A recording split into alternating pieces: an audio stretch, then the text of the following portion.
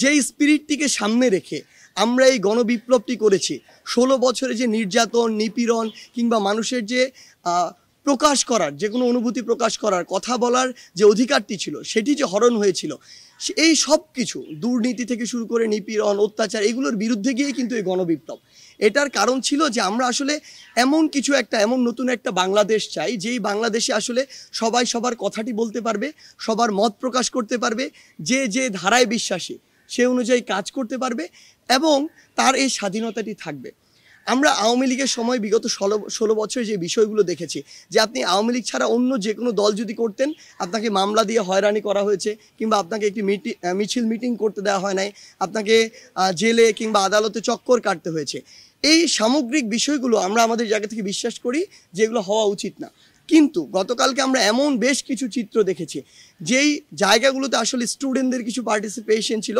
আমরা জানি না যে ওই স্টুডেন্টরা আসলে কোন মতাদর্শ ধারণ করে, ইভেন আমরা তাদেরকে এখানে আসলে ডিফাইনও করতে পারবো না। কিন্তু আমাদের বৈষম্য বিরোধী ছাত্র আন্দোলন প্ল্যাটফর্মের আমরা সকলে একসাথে বসে কথা বলেছি, যখন রাতে আলোচনা করেছি, আমরা আমাদের জায়গা থেকে স্পষ্ট বলি, আমরা খুঁজছি যে এগুলোর সাথে আমাদের কোনো সমন্বয় কিংবা সহ সমন্বয় যুক্ত আছে কিনা। আমাদের জায়গা থেকে স্পষ্ট ডিসিশন, আমরা খুঁজে তথ্য প্রমাণের ভিত্তিতে যদি সিঙ্গেল একজন সমন্বয়ক বা সহ সমন্বয়ক পুরো বাংলাদেশে পেয়ে থাকি, এটার সাথে যুক্ত কোনোভাবে, আমরা তৎক্ষণাৎ তাকে আমাদের ওই কমিটি থেকে, ওই টিম থেকে বহিষ্কার করব। এটা আমাদের প্রথম ডিসিশন।